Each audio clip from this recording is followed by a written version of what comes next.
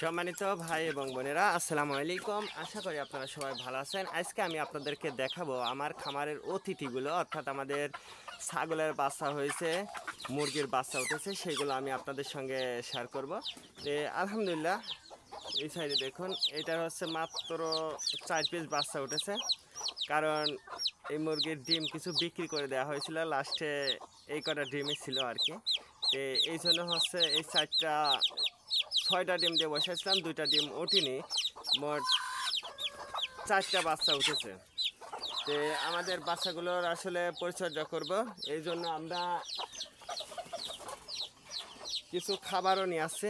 এই যে ব্রয়লার মুরগির ফিড। তো আপনারা যাদের বাচ্চা উঠবে, দেশি মুরগির বাচ্চা উঠবে, অবশ্যই আপনারা চেষ্টা করবেন ব্রয়লার মুরগির ফিডটা দিয়ে খাবারটা দেওয়ার জন্য। তো আমি কিন্তু এখন এই যে ফিডটা দেখছেন, এটা কিন্তু আমি এখন আমার মুরগিগুলোকে কিন্তু খেতে দেব। তো মাশাল্লাহ দেখুন, বাচ্চাগুলো কিন্তু অনেক সুন্দর এবং গ্রোথ হেলদি সুন্দর হয়েছে মাশাল্লাহ। তো আপনারা কে কোন জেলা থেকে আমার এই ভিডিওটা দেখছেন অবশ্যই কমেন্ট করবেন, এবং যদি আপনি আমাদের চ্যানেলে নতুন হয়ে থাকেন তাহলে অবশ্যই আমাদের চ্যানেলটা সাবস্ক্রাইব করবেন। তার কারণ আমি কিন্তু দেশি মুরগির বাচ্চা বা দেশি মুরগি সম্পর্কে ভিডিও দিয়ে থাকি। তো এই সাইডে দেখুন আরও বাচ্চা উঠেছে আলহামদুলিল্লাহ, আপনারা জানেন। তে আপনারা জানেন যে আমি কিন্তু 8টার বেশি কিন্তু ডিম দিয়ে বসাই না। যারা আমার পুরাতন ভিডিও দেখছেন, আমি কিন্তু খুব একটা বেশি ডিম দিয়ে বসাই না। তার কারণ মুরগিটা আসলে আমার মুরগিগুলো অনেক ছোট, কিন্তু আসলে ডিম দেয় ভালো। এটা জাতটা কিন্তু খুবই ভালো আমি মনে করি, আমার ব্যক্তিগতভাবে আমি এটা মনে করি। তে দেখেন আমি কিন্তু ব্রয়লার মুরগির ফিডটা দিয়েছি।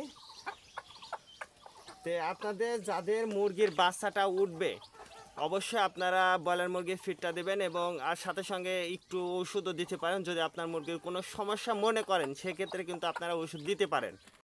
তো এই সাইডে এই মুরগির সম্ভবত বাচ্চা উঠেছে, আমি এখনো দেখি নাই কয়টা উঠেছে। তো দেখেন এইটারও বাচ্চা উঠেছে।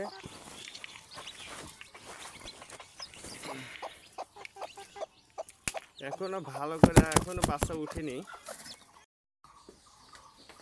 এটা হচ্ছে আমাদের গরুর প্রজেক্ট। এই বাছুরটা তো আপনারা আগেই দেখছেন। এই জায়গায় শুধু গরু রাখা হয়, এই জায়গাও 2টা গরু রাখা হয়েছে। তো এইগুলো কিন্তু সম্পূর্ণ আমাদের পুরাতনগুলো, কিন্তু আমাদের অতিথিগুলো এইগুলোই বড় অতিথি, দেশি মুরগির বাচ্চা আর এই ছাগলের বাচ্চা।